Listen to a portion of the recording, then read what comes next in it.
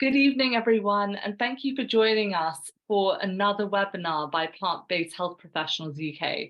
For those of you who haven't met me before, my name is Rahini Bajekal, and I'm a nutritionist and board-certified lifestyle medicine professional, as well as the communications lead at Plant-Based Health Professionals UK. This webinar has been hotly awaited for some time, and I am so excited to announce our next guest, which is Anita, who's Anita Bean, who's a registered nutritionist, former British bodybuilding champion, and best-selling author of over 30 books. So we're going to be diving into this hot topic, the plant-based athlete, which I know you're all super excited about, especially everyone who's doing the Running on Plants campaign, which we're supporting at Plant-Based Health Professionals UK. And if you haven't heard about Running on Plants, go and visit runningonplants.org and sign up to improve your 5K and try out the challenge this month. But before we get started, I just want to quickly remind you of the next webinar we have coming up before we take a little break over the summer. And we're going to be discussing the brand new study from the Netherlands, Plants for Joints, which is super relevant for, I think, absolutely all of us, discussing dietary approaches to reducing inflammation and improving outcomes with patients who have arthritis. And this is with researchers Wendy Rabenstein and Carleen Wagener, who are both working on this trial. And so they'll be presenting together all the way from the Netherlands, and they're also going to be speaking in person at our conference, which the early bird tickets are still available for until next Wednesday, so under a week until our early bird discount ends. The program agenda is now up, and it's going to be an absolutely incredible weekend packed with panel discussions, live Q&As, networking, lots of socializing, and delicious plant-based food from the 9th to the 10th of September. And this is Europe's largest medical plant-based nutrition conference, bringing together policymakers, educators, health professionals, members of the general public who want to improve their health and well-being. And it's the first time the conference is happening in person in London since 2019, and we're the main organisers at Plant-Based Health Professionals. I'm also very grateful to veganfitness.com for kindly lending us their Zoom platform for the past couple of years of doing our webinars, and BSLM and ACLM for kindly providing us with CPD and CME accreditation. Plant-Based Health Professionals UK is a community interest group dedicated to promoting the health benefits of a sustainable whole food plant-based diet. And the best way to support our work is to join us as a member. This starts from as little as £25 for the whole year for general membership, and it's open to absolutely everyone around the world. You can also visit pbhp.uk to subscribe to our free weekly newsletters and donate via pbhp.uk/donate if you found this webinar helpful. Do consider also following us on social media, where we post regular updates and the latest research on plant-based nutrition. Thank you. Now I'd like to welcome Anita Bean to kick off the presentation for this evening on plant-based athletes. I know this is a topic we've all been waiting for, and there is genuinely no better authority on this subject than Anita. So I am personally extremely excited for tonight's webinar and to be joined by Anita after her presentation for a live Q&A. Remember that at any point, if you've got a question for Anita, it really helps me out if you use the Q&A function at the bottom of the screen, and then I'll put the question to Anita in our live session. So best of luck, Anita, and see you soon. Thank you. Right.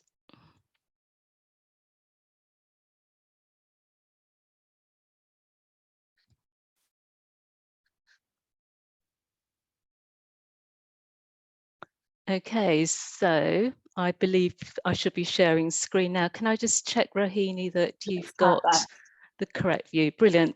Okay, so just to let you know that this webinar and the information that I'm going to be presenting isn't just for elite athletes. So don't be put off if you're not an Olympic athlete. This is for you if you do some kind of exercise program or any kind of sport. And it's also information that will be hopefully invaluable for your clients if they exercise, if they do sport regularly, or even if they are an Olympic athlete. So let me just, I thought I'd stuck on the first slide for a moment. Okay, so this is slide number 2 that you're seeing. So certainly plant-based diets have become incredibly popular over the last few years, certainly since the Netflix documentary, The Game Changers. Many regular exercisers have explored the possibility of reducing their intake of animal foods and increasing their intake of plant-based foods. But the main motivations for athletes turning to a plant-based diets are shared with the general population. So obviously there are health concerns, or certainly concerns about the adverse effects of a diet that's high in animal products. There are ethical concerns, animal welfare concerns. Thirdly, there are concerns about the environment and the impact of meat eating, so animal products, on climate change. But for athletes, they have got an added motivation, and that is that they want to know whether a plant-based diet can boost their performance, enhance their recovery, and improve their body composition. So the answer to the question is a resounding and big yes. And in case you were in any doubt as to the efficacy of plant-based eating when it comes to athletic performance, we have got dozens and dozens of examples of Olympic athletes, of world-class athletes who are thriving on a plant-based diet. So I've put a very small handful in front of you.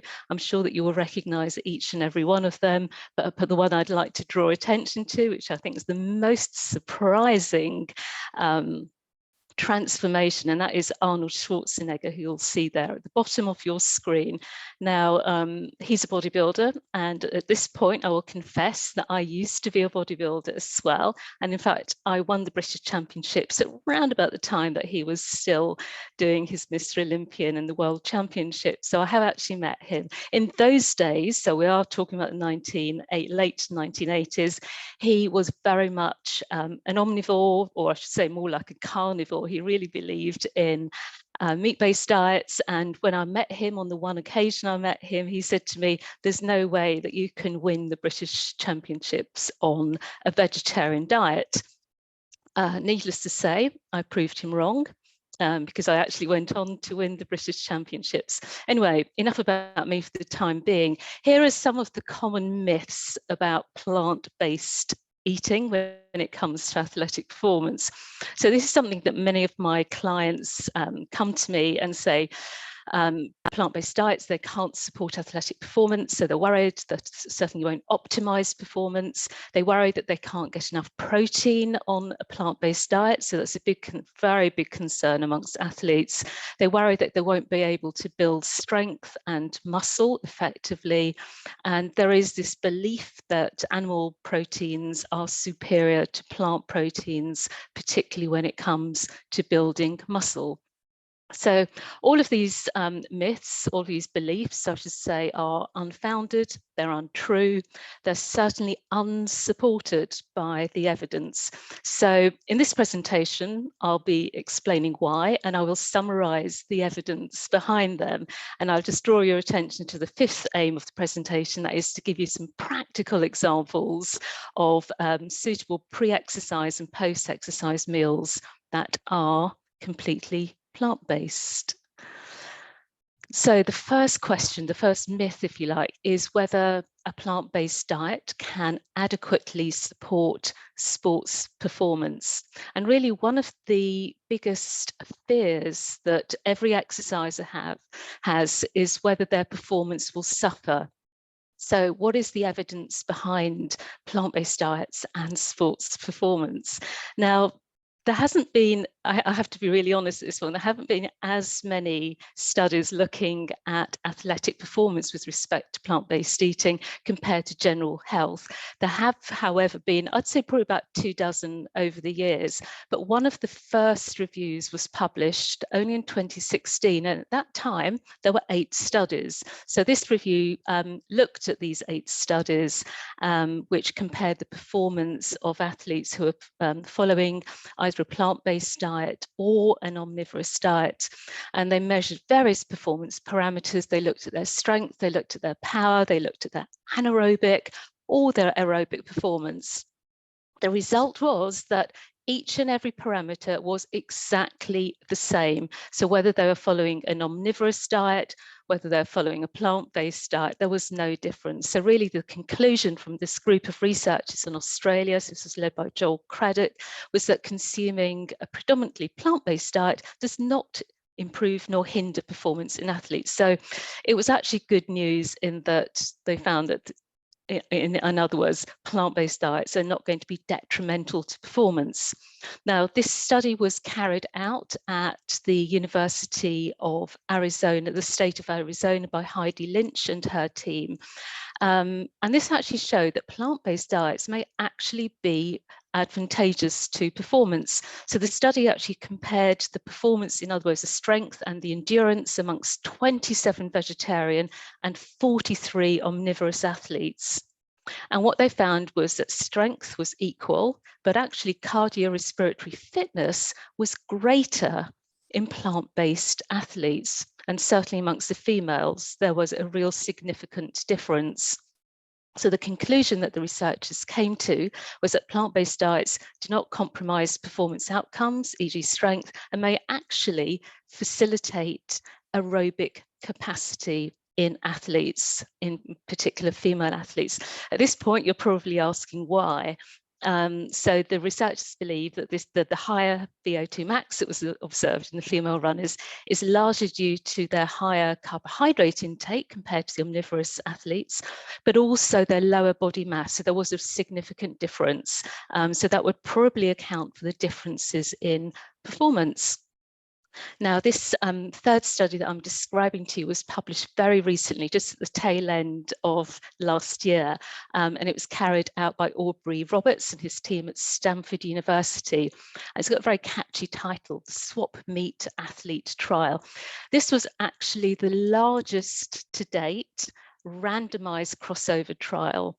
It was actually the only trial that has ever looked at the impact of meat alternatives within a plant-based diet on performance. So what they did, they got 22 recreational athletes. Again, this is really different from all of the other studies that's been carried out before, because they're just looking at people who, if you like, keep fit for fun rather than elite athletes. So there were 11 runners and 11 resistance trainers. And they followed 3 diets for 4 weeks each in a random order. So they either followed whole food, plant-based diet, or a plant-based diet with meat alternatives, or an omnivorous diet. And what they found at the end of this 12-week diet, so a 12-week period, because all the diets were back to back, there was no difference in the athlete's strength or their endurance between the various diets. Now, this is actually good news, actually, because it means that recreational athletes can at least maintain their athletic performance, whether or not they're on an omnivorous diet or a plant-based diet. So the biggest, if you've got to think about it, the big fear that athletes have is their performance going to suffer? So the answer is performance did not suffer, and this is something that athletes really do fear. So why, at this point, you're probably saying, okay, so what's the reason behind this? It's all very well looking at studies and outcomes and so on. So if we really start to, if you like, peel back the layers and consider some of the benefits of a plant-based performance diets. So the 4 things I'm going to present to you, but I'm also going to give you a little bit extra on top of this. So it could be that the diets are higher in carbohydrate. So clearly that will help to increase glycogen stores and glycogen usage during endurance exercise. It could be that the diets are high in antioxidants.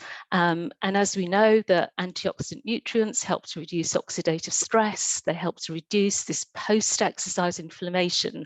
So oxidative stress, as I'm sure you know, but that basically means that you've got an imbalance between the body's build-up of reactive oxygen species and antioxidants. So it's not a good state to be in. Post-exercise inflammation means that it's going to take you longer to recover. So basically you'll get less muscle damage, better recovery. It could be that plant-based diets are higher in dietary nitrates, which the body converts into nitric oxide.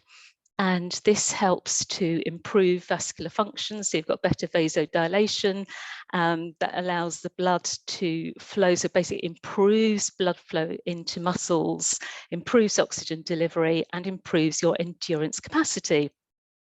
Saving the best for last, and that is looking at the higher fiber content and the higher content of phytochemicals that we find in plant-based diets. And this, as I'm sure everybody knows, will nurture a more diverse gut microbiota. So I'm now actually going to expand on this. But before I do that, I'm just going to mention that perhaps some of the benefits of plant-based diets for athletes might relate to the cardiometabolic benefits as well, because obviously you know, the heart health benefits means that you've got less plaque buildup, you've got lower blood pressure, you've got less cholesterol, increased blood flow. So all of these things are really beneficial for physical performance. So I've just mentioned the gut microbiota, and this really might be where the magic lies. So it's only quite recently that there has been a connection made between the gut microbiota and physical performance. And we know that having a more diverse gut microbiota can benefit performance. So this was really first noticed in, or I should say, published in 2014. A study was carried out at the University of Cork, where they analysed the gut microbiota of rugby players and compared these to non-athletes. And what they noticed for the first time was an increased diversity of gut microbes, and in particular these health promoting species such as Akkermansia. So we know that gut microbial diversity is certainly linked to better immunity. This means that athletes will have less illness, fewer gut problems during exercise. It means that they'll have less oxidative stress, less inflammation. That means less muscle damage and faster recovery. Actually, I'm just going to pop back onto that slide, just to draw your attention actually to the diagram on the right-hand side. So this was in a paper that was published this year by a group of Finnish researchers. And if you just look at the right-hand side, you'll see that they identified a species of bacteria in the gut called Veillonella. Now, this is a lactic acid bacteria, so it means that it can make use of the lactate that is produced in the muscles. So that this lactate essentially feeds or fuels these bacteria, and the bacteria produce this short-chain fatty acid called propionate, and that seems to have a distinctly beneficial effect on performance. So really just to build on that, and this slide really shows you that the link between the gut microbiota and exercise performance is a two-way street. So they are both mutually beneficial. So for example, having a healthy gut microbiota, in brackets, a plant-based diet, will benefit exercise performance. And I've put in the box above that exactly how that is. So basically what happens is that having you know, a diverse gut microbiota will increase production of the short chain fatty acids, which we know have got numerous benefits, but the ones that are relevant to sports performance relate, for example, to gut barrier permeability. It means you're less likely to have gut problems during endurance performance, less likely to have leaky gut, and that is a real thing, for a real problem for many endurance athletes. Certainly those who've got a higher intake of animal proteins or a low fiber intake, in other words, an unhealthy or a less healthy gut microbiota, will have a lower population of short-chain fatty acid producing bacteria, and this will increase the risk of having leaky gut and gut problems and so on. But certainly we know there are numerous benefits of having a healthy gut microbiota when it comes to exercise performance. So for example, fuel utilization in the muscles will be enhanced, and also the immune function will be enhanced. But at the same time, doing regular exercise, you'll be relieved to know, will also benefit your gut microbiota. So I've already alluded to the studies with the rugby players, but you know, we know that having this enhanced microbial diversity means that you will have a higher abundance of these beneficial strains like Akkermansia, like Veillonella and Prevotella. So this is a real advantage when it comes, so if you like, it's a dual advantage for both you know, the host and for the microbes. So let's put this into practice, okay? So it's all very looking at all the theory, but actually I really love to talk about practical nutrition diets. So what does a plant-based performance diet actually look like? So I have actually adapted slightly the vegan athlete's plate, and this was developed at the University of Colorado in collaboration with the US Olympic Committee's Food and Nutrition Services. So on a recovery day, which is the plate that you can see in front of you, this plate looks rather like the vegan Eat Well plate that we use here in the UK. So approximately half the plate would comprise the fruit and vegetables, about a quarter would comprise carb-rich foods, and about a quarter would comprise protein-rich foods, which also overlap with calcium-rich foods. And then we also need to include healthy fats, in other words, our olive oil, avocado, nuts, seeds, nut butters, and so on. So that's a recovery day. So when we're talking to athletes, and it's a model that I use actually an awful lot, when they're doing moderate training, so we're talking about 1 to 2 hours a day, then the balance of macronutrients needs to shift. So energy expenditure will be higher, carbohydrate needs will be higher, and therefore carb-rich foods need to supply about a third of the plate, about a third from fruit and veg, and about a third from protein-rich foods. And obviously the healthy fats are still in there. And then as energy expenditure increases, so if they are doing a really hard training day, so much higher intensity, 2 hours or plus exercise, often they're training twice a day. So this would apply to elite athletes, not people like you and me. The balance changes, so about 50% of the plate will be carb-rich foods and so on. So you've got that in front of you. So that's just a really neat little practical tool. So let's address another of the huge myths when it comes to athletes' performance, and that is, can a plant-based diet supply enough protein? So of course, everybody asks that anyway, plant-based people, but athletes, it seems to be a really big issue. So how much protein do athletes need? Well, we have got official guidance. So this comes from a joint position statement that was issued from the American College of Sports Medicine, published in 2016. And they judge that athletes, whether they're endurance, strength, power athletes, need somewhere between 1.2 and 2 grams per kilogram body weight in order to optimize their protein requirements. The optimal level that's often quoted, especially when it comes to resistance training, is around 1.6 grams per kilogram body weight. So those of you who know what the RDA is for the general population, no, it's 0.8. So basically, serious athletes need about double the amount of protein compared to a non-athlete. So just to let you know that for endurance athletes, this additional protein is needed partly to repair damaged muscle fibers that occur during exercise, and also to build new mitochondrial proteins. So that's a really big function of it. And for those who are doing resistance training, this additional protein is needed both for repair and also to facilitate the building of new muscle fiber. So that's on a sort of daily basis, this sort of 1.2, 1.2 to 2, but actually on a per meal basis, this is much more relevant to the daily needs of athletes. So several studies have actually been carried out looking at the optimal requirements, and it seems to equate to about 0.25 grams per kilogram body weight, and that for the average athlete works out at 20 to 25 grams per meal. Smaller athletes will need a little bit less than that. I've actually calculated it for my body weight, and it works out at something like, I shall get my maths right, I think I need something like 16 grams per meal. For larger athletes, so if you are Arnold Schwarzenegger, then you will actually need more than that.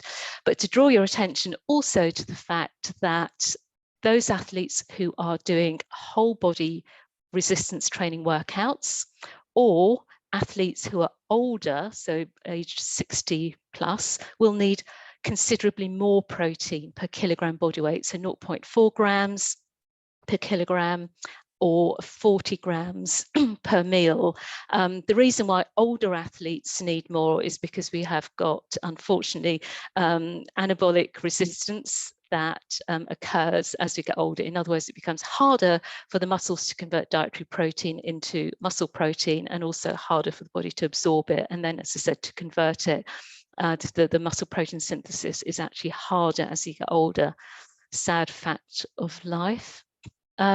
Okay, so to answer the question, can you get enough protein? So we just established the fact that you do need even more protein if you're doing serious exercise. So first thing that I say to every athlete actually is the inconvenient truth is that we don't require animal products to get all this protein. We actually require amino acids. And of course, we can get amino acids from a whole range of plant-based foods. And as health professionals, I'm sure that you know the list is as long as one's arm, but essentially we've got legumes that include soy products and pulses, we've got nuts and seeds, we've got whole grains, and also a smaller amount of vegetables. So it's actually not difficult to get this assortment of amino acids from various plant foods. So the big question that they ask is, can I build muscle on a plant-based diet? So two things to bear in mind. So you need there are two aspects of building muscle. The first thing that you need is resistance training. So that supplies the stimulus. And the second thing you need is an adequate protein intake from your diet. And between the two, a number of studies recently have shown that resistance training is by far the most potent element when it comes to building muscle. Now, many people think that plant proteins are inferior for muscle building for the following reasons. Firstly, they believe that plant proteins lack essential amino acids. Of course, it's untrue, and I'll explain the science behind that in just a moment. In fact, it's worth saying at this point, just to reiterate the important point, that all plants contain all amino acids. There are no plants that lack any, so it's not, there's nothing's present in zero. In fact, the only protein that lacks an essential amino acid is collagen, but that's not a plant protein, that's an animal derived protein. So of course, you can get, if you get a variety of plant proteins in your diet, then they all complement each other, and so you'll get all the essential amino acids that you need. Certainly this concept of incomplete proteins is definitely outdated. Okay, the second reason that they think that plant proteins are inferior is because they're lower in leucine. That's partly true, but it's not a barrier. And then the third reason is due to the belief that they have got a lower bioavailability compared to animal proteins. So that relates to digestibility of animal proteins, but that's untrue. So all of this doesn't mean that they're less effective for building muscle. So I'm just going to show you just one really quick example of a study where all of this belief came from. So certainly, I'd say about 10 to 15 years ago, there were a handful of studies that compared whey protein and casein protein with soy, so basically various animal proteins with soy. The graph that you can see in front of you is from a study published by Jason Tang in 2009. But these, bear in mind, these were acute studies. So in other words, the researchers measured the muscle protein synthesis rate in the 3 to 5 hours after exercise. And what they showed was that soy protein stimulated protein synthesis to a lesser extent than whey did in that immediate post-exercise period. So the researchers said, okay, so plant proteins aren't as effective. And this was put down largely to the lower leucine concentration in soya on a sort of per 100 grams basis compared to milk proteins and other animal proteins. However, and there is a really big however coming up, this doesn't tell you anything about the muscle building effects in the long term, because at the end of the day, that's what every athlete and exerciser is interested in: how much muscle you're going to build, how much strength you're going to put on, how much endurance you're going to gain. So This was a meta-analysis conducted by Mark Messina, and this was published in 2018. He looked at 9 of these longer-term studies that compared soy protein with animal proteins. And in these studies, the athletes supplemented either with whey or soy protein whilst they were doing resistance training. And what they found, the conclusion, I suppose, was that they all had similar gains when it came to strength and muscle mass. So the conclusion that Mark has come to is that the protein source is not an important factor influencing the gains in strength and lean body mass in response to resistance training. So you can get it from plants, you can get it from animals. And this was actually quite, I think this is a seminal study actually in sports nutrition. So this was published in 2018, carried out by Robert Morton, who really underlined very strongly the fact that the source of the protein does not affect your muscle and strength gains. So he and his team did a meta-analysis of 15 studies where they looked at the effect of protein source, in other words, plant versus animal, on changes in muscle mass and strength when you are doing resistance training. The conclusion that they came to was if you consume the same amount of protein overall, so all of these were matched 1.6 grams, it doesn't matter whether this protein comes from animals or plants. So in other words, the important thing to know is that you've got to get adequate protein. So this 1.6 gram per kilogram body weight is the magic number, and it doesn't matter where you get that from in terms of muscle and strength. Okay, so I'm going to just take one more deep dive, looking a bit more closely about going to look a little bit more closely at the comparison of whey protein versus soya protein for muscle gain. This is actually my favorite study to date. This was carried out by a group of researchers at Sao Paulo University in Brazil. This was a really neat study. They compared 19 vegan and 19 omnivorous athletes.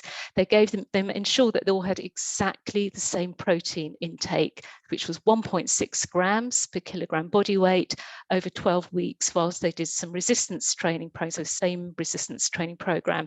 So those on the plant-based diet, the vegan diet, they were actually topped up with a vegan protein supplement to ensure that the diets were really well matched for protein. They then measured their strength at the end of these 12 weeks and found that there was no difference in their bench press, their leg press strength, and there was no difference in their lean body mass gains, whether they were supplementing with whey or soy protein. So the conclusion is that a plant-based diet is just as effective as a protein-matched omnivorous diet when it comes to strength and muscle gains. Okay, so I'm now going to give you some really practical examples of suitable plant-based meals that exercisers can have before and after exercise. So the pre-exercise meal, these are the parameters, these are the criteria it's got to meet. It's got to be easy to digest. It's got to be relatively high in carbohydrates. So the focus is on carbohydrate, relatively low in fat. And for those athletes who are prone to gut problems, this is really common in endurance athletes, particularly those who are exercising for longer than 90 minutes, it's a really good idea for this pre-exercise meal to be low in fiber. When it comes to timing, the ideal timing of the pre-exercise meal is about 2 to 4 hours prior to the workout or event. So here's a few examples. Now, these examples, I have to confess, come from my 2 of my cookbooks, the Vegetarian Athletes Cookbook and the Vegan Athletes Cookbook. So this is where I got my photos from. So here's a risotto. It's a simple rice dish. I actually made it last night. So butternut squash and pea risotto. It's really delicious. I also add red kidney beans. Very versatile. It's super easy to digest. Perfect before a workout. Alternatively, you could have a simple baked potato. It could be a sweet potato or a regular white potato. My favourite way of serving this is with hummus, avocado, beetroot. And those of you who know all about beetroot will understand this is particularly beneficial prior to exercise, as it's very high in nitrate, as is rocket and spinach. So this would be a really good meal before exercise. The third example I'll give you is just a simple pasta dish. So obviously that's plant-based, but for those athletes who this could be two scenarios, either those who are perhaps exercising first thing in the morning before breakfast, they could have a snack about 15 to 30 minutes before they work out, or those athletes who are perhaps exercising in the evening, but they don't want to have an evening meal beforehand, and it's been several hours since their last meal, having a pre-exercise snack about 15 to 30 minutes prior to exercise will help to raise blood glucose levels and help you to maintain those blood glucose levels for longer before fatigue. So here are some examples in front of you of suitable high carbohydrate pre-exercise snacks. So there could be whole food, that's my personal favorite, whole food options, or they could be sport nutrition products like gels. So a gel that will contain about 30 grams of carbohydrate, a large banana, a handful of dried fruit. It could be a whole food energy bar, which you can either make yourself, something that I personally like to do quite a lot, or you can buy them. So that's my favorite brand, but I'm not being sponsored. Or you could have toast with peanut butter and a banana. And when it comes to recovery after exercise, you have to just be aware of the 3 R's, the 3 criteria. So the first R stands for rehydrate, the second R stands for refueling, and the third R stands for repair. So clearly the refueling, this is where your carbohydrate comes in, the optimal amount for replenishing your depleted glycogen stores is approximately 1 to 1.2 grams of carbohydrate per kilogram body weight. So that helps to prepare you for your next workout. And when it comes to repair, the ideal amount of protein that you might recall from an earlier slide is about 20 to 25 grams of protein in that post-exercise meal. So let me give you some examples. So firstly, snacks. If you are not planning to have a meal straight after exercising, a snack is a really good way to kickstart that recovery process. So the examples in front of you, obviously all plant-based, but they will contain both carbohydrates and protein. So having a smoothie is a really easy, really practical and absolutely delicious option that athletes and exercisers can use. So in this one, we've added berries as well as soy yogurt, plant milk, and bananas. So that makes I think it makes a perfect recovery snack. Alternatively, you could just have soy milk with a banana. So you've got all the protein, and I'm sure you know that soy milk has got the highest protein content of all the plant milks, so that's what makes it really suitable after exercise. It could be, this is my favorite, the Greek style soy yogurt. So that has actually got a higher protein content compared to regular soy yogurt or any other plant-based yogurts. And I mix that with berries and granola. It could be a whole food bar, in other words, a fruit and nut bar, or it could be peanut butter on toast. So all of those examples will supply with the protein as well as the carbohydrate. But if you're going to eat a meal after exercise, now here are some examples. Again, these are all taken from the Vegan Athlete's Cookbook. So the pad thai with crispy tofu and peanuts contains 21 grams of protein, so that's perfect after exercise. You could have a 3-bean chili, which you can serve with whole grain rice and a cashew cream. That supplies you with that magic number, 25 grams of protein. Or you could have a lentil dal, one of my absolute favorites actually, with whole grain chapati and soy yogurt. That gives you 22 grams of protein per portion. So I'm now going to, oh no, sorry, one more. This is the fourth example. It could be a mixed grain salad.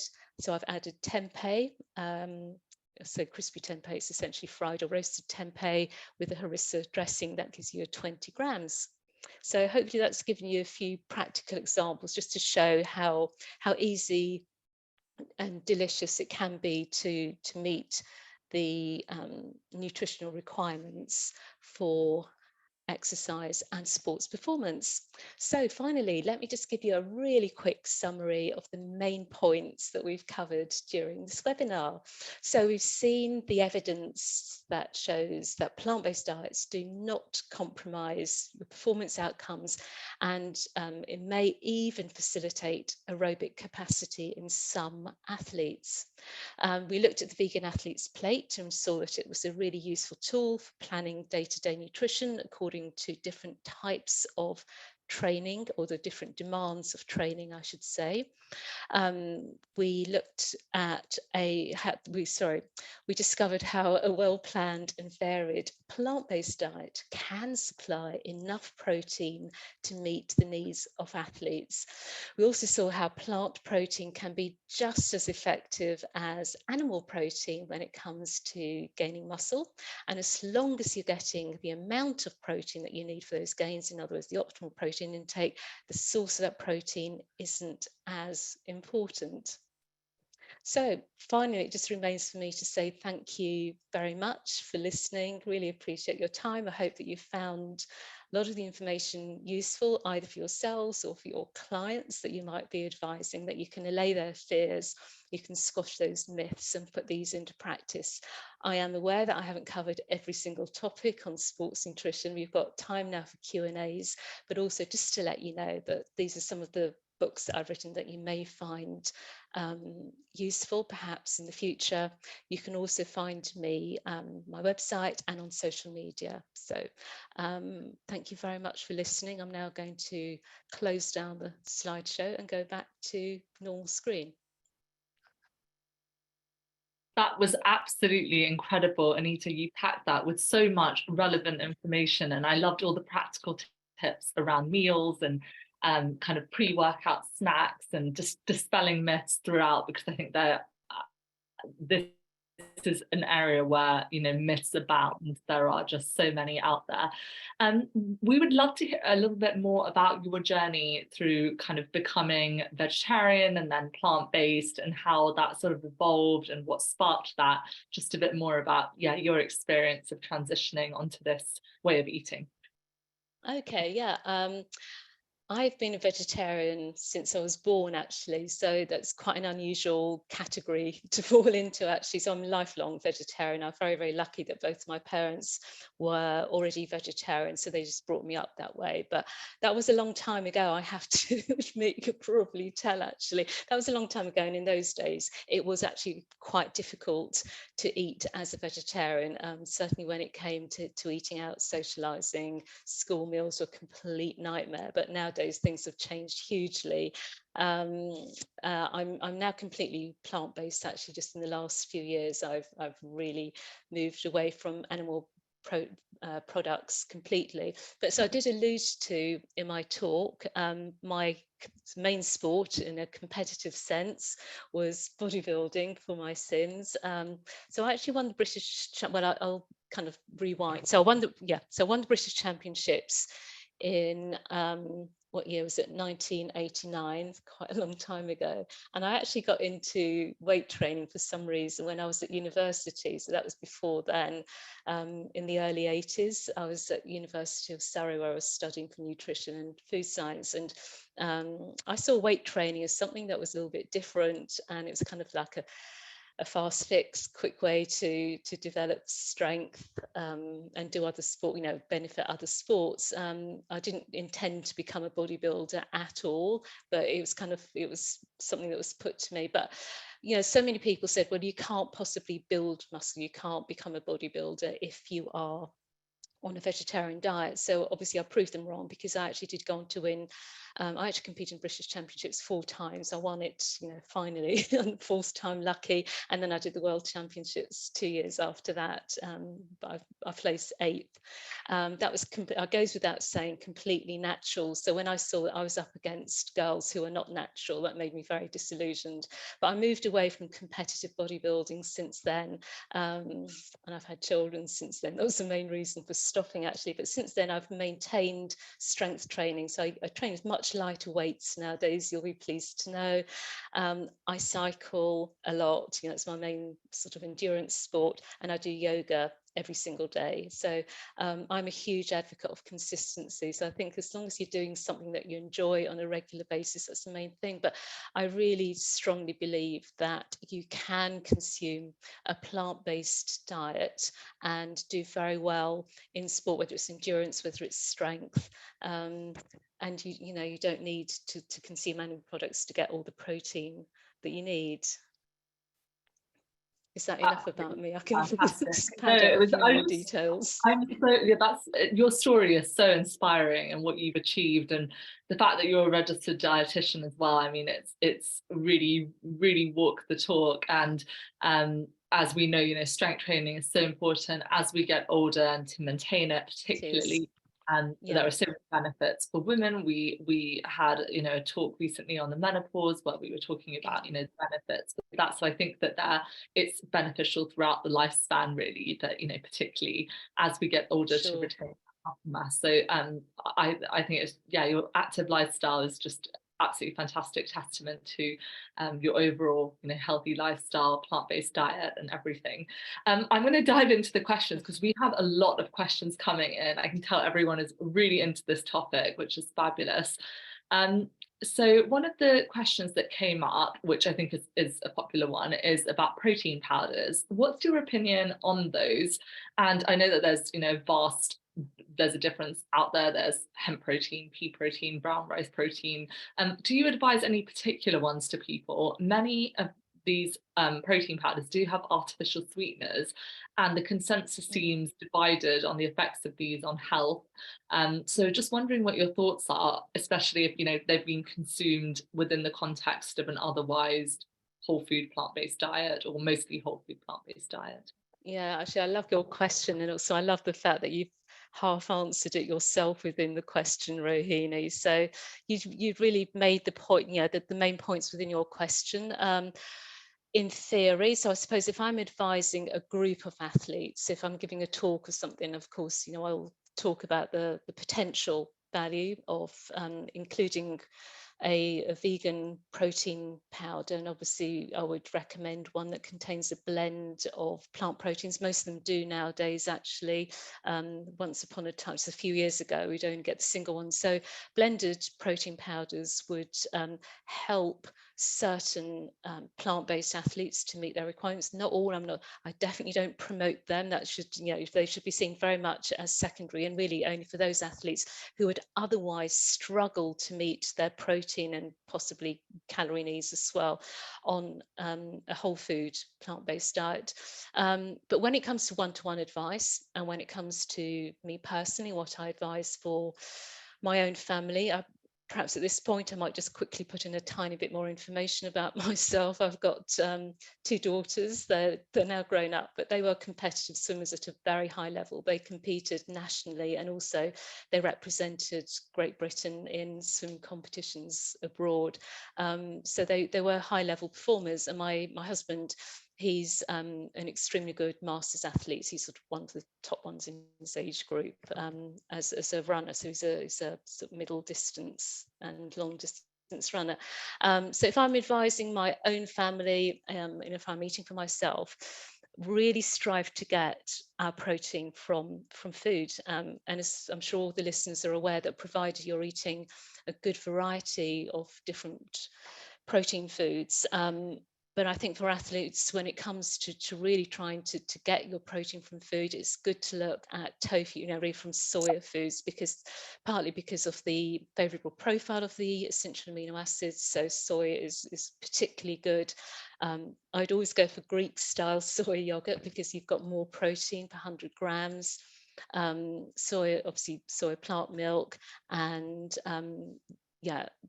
tofu, tempeh, Some athletes like seitan. I don't think it's quite as popular in the UK as it is in some other countries somehow. Edamame beans are really good. So, you know, soya represents really a very compact, probably the most compact source of protein. So it's particularly good for athletes. But other than that, on a day-to-day basis, I really get all of my protein from pulses combined with grains and nuts, you know, sort of, if you like, the standard standard combinations that we would promote to non-athletic clients. The key is to get the portions right. So you do need to have quite big portions to get all of your protein. So does that hopefully cover? So Oh, happy actually, you no. So touched there on was that. one other element of your question, Rohini, and that was respect to the processed nature of protein powders, and that is why I don't really like to recommend them to all individuals, because I think at the end of the day, if you are trying to consume a whole food plant-based diet that's largely unprocessed, then try to steer away from any sports products. So whether you're talking about gels, you know, carbohydrate drink, you know, sports drinks, energy drinks, protein powders, as a general rule, I try to minimize them. But on the other hand, they are convenient for individuals. So it's down to an individual thing. I'm sure a lot of you watched the Panorama program about artificial sweeteners and ultra processed foods the other night. So that was really quite an eye opener. And I think it's interesting, more and more research is coming out that suggests that you know, additives and processing actually has got a detrimental effect on the gut microbiome. So that's another reason why I don't always recommend sports nutrition products. That was, incredibly comprehensive and really helpful. I think it's, again, about that individual, and as you talked about, it's those nailing those basics and making sure that the diet is packed with those whole plant foods first and foremost. And there was a question about, in the context of individuals aged kind of 40 and above, and someone's already also said same question for over 55. So I think just generally anyone who's kind of getting older and following a whole food plant-based diet, which factor holds greater significance for muscle maintenance or growth? Would it be protein quantity, protein quality, or engaging in sufficient resistance training sessions at least 3 to 4 times per week? Which is the most important factor? You know, we should carry out a study on that. But from my understanding, looking at the available evidence that's around, and some personal experience actually, because unfortunately I am in that older athlete category myself. I personally would say number one is training. That's where things are pointing at the moment, is that is the most potent stimulator of muscle protein synthesis. Secondly is getting the overall quantity of protein. So that's somewhere between the 1.2 and 2 grams of protein per kilogram body weight. That would be the next most important thing. And the third would be looking at the quality of the protein. And I think that's something that tends to automatically happen on plant-based diet if you're having a variety of whole food protein sources in your diet. Fantastic. One more question. Any thoughts on the discussions regarding leucine, mTOR, protein, and cancer? There seems to be quite, divided opinions on whether to eat higher protein for muscle and bone health versus eating lower protein for longevity and cancer prevention. I'm not sure if you've come across sort of like Volta Longo and that sort of research. Yeah. Sometimes it seems that there's a bit of a conflict between those two areas, because we obviously want to be living long, but we want to be living in good health and having that health span, not just the lifespan. Just wondering what your thoughts are on that, and again, protein regarding those factors. Yeah, that is such a good question, actually. And I think it's a dilemma that a lot of scientists are aware of. I feel really conflicted, actually, because there are lots of extremely good protein researchers who've published seminal studies. They are basically advocating quite a high protein intake, but I, like yourself, am really aware of studies that have indicated that high protein intakes may have detrimental effects when it comes to health and longevity. So my advice, I suppose, is a compromise really. So we need to get adequate protein, and I do think that there's been too much emphasis on protein generally in the last 5, 6, 7 years. Many food manufacturers have really been promoting it. They've got tired of producing the low-fat foods, the low-sugar foods, and now they think, oh, great, we can now push high-protein foods. So I think people have got perhaps a little bit, I suppose, I wouldn't say paranoid, but perhaps overly concerned about protein intake. At the end of the day, if you're training hard and you are seeing gains, you've got plenty of energy for your training, then you can probably rest assured you are getting adequate protein. I don't like people to be measuring their protein at each and every meal or anything. So it's kind of trying to get the compromise right, isn't it? You need to get enough protein to facilitate your sort of gains and recovery after exercise, but don't go crazy. Don't start pouring in protein powders, which some people do. They're adding protein powders to every breakfast, every smoothie, and so they're probably way over their actual requirement. So it's not a case of the more the better. It's trying to get that happy medium. So it's just a really great issue to be considering, I think. Definitely. This is a question regarding gut health, which I'm not sure whether it's this. A few people have upvoted it, so I thought I'd ask it. In case of leaky gut and poor digestion, what is the best way to eat for exercising? It seems that it's something that few people can struggle with, and definitely things like protein powders I know can exacerbate certain issues for people who are sensitive to additives and things like that. But do you have any tips on how to manage, someone who's having poor digestion, poor gut health, and wants to exercise and train? Yeah, I would say, I mean, it's part of this concept called gut training. So whilst we know there is, growing scientific evidence to suggest that having a healthy gut microbiota with diverse microbial species is really important for gut permeability. So that can actually, having a healthy gut microbiota, in other words, can help to reduce these gut problems like leaky gut, and then all the gut problems during exercise, such as nausea, diarrhea, all those really unpleasant symptoms. So it's a case of gradually getting used to it. So athletes runners in particular say to me, but I'm really scared about having high fiber foods, or I'm scared about eating beans and lentils because they might exacerbate my symptoms during training. So the key advice really is just to build up very gradually, and to persist, keep a sort of a food symptom diary and find out if there are any particular foods that might trigger off symptoms a little bit more than others. So it's a case really of, I suppose, building up to a really healthy diet, and invariably we see problems like leaky gut and other gut issues in people with low fiber diets and high protein, high animal protein diets. Definitely. And another question that came up was your thoughts, and this will be the last one, is what are your thoughts on adolescents following plant-based diets? You clearly raised a really healthy, incredibly successful and awe-inspiring family, and I'd love to know your thoughts on that. And I know you've worked with clients over the years as well. Your thoughts on adolescents or teenagers, following plant-based diets who are active. Yeah, so in other words, sporty adolescents. I've worked with them for, sorry, I've just something strange happened to my screen there. So I have worked with many adolescent swimmers in particular. I've already mentioned my daughters, but I've worked extensively with a number of swimming clubs and on talent camps.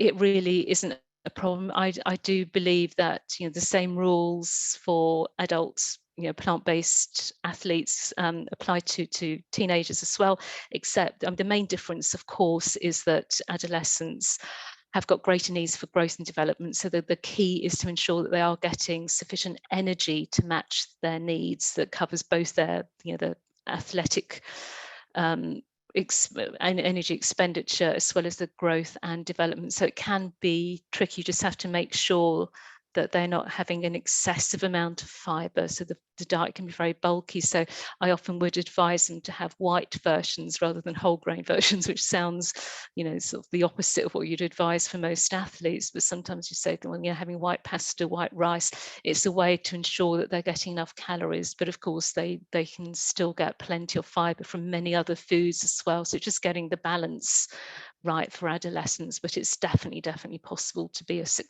very successful adolescent or teenage athlete. I'm so happy to hear you say that. I couldn't agree more. I think those it's so easy sometimes to bulk up on lots of, if you're having a lot of salad and you've got a smaller appetite and things and you are training, just to be aware that all of these foods can fit in different ways, and it really is again down to that individual. And there are people that may have really high energy needs that could benefit from having a glass of orange juice or having white rice instead of brown rice, especially if they're having it with a lentil curry or something that's already fiber rich anyway. So I think that's And fantastic. I would often advise adding nut butters are brilliant. Add them to smoothies. Add them, not just on toast and sandwiches, but you can. I stir nut butters into my curries, into stews. So it's a great way of adding in a lot of calories and nutrition, but without affecting the bulk of the diet. And the other thing I say to them is become, just a bit more generous with your olive oil. As well, so that again, it's a healthy fat, but it's a way of ensuring that they're getting enough calories at the same time. So true. I've seen some really great recipes as well on social media for kind of silken tofu puddings, which are obviously popular in Asia anyway, but kind of combining it with cacao powder, berries, and having like a chocolate pudding, but then you're getting that bit of the protein.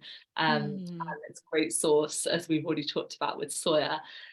So I just launched a poll, and the feedback has been absolutely incredible. I'm being a bit cheeky because there is a question that's come up several times, that there were so many questions that we didn't get round to, and I'm sorry everyone. But all going to be there through Anita's website, through all her amazing books. The latest one you wrote with the plant-based athletes, was it cookbook? Yeah, the vegan athletes cookbook. So that's obviously full of lots and lots of practical meal examples.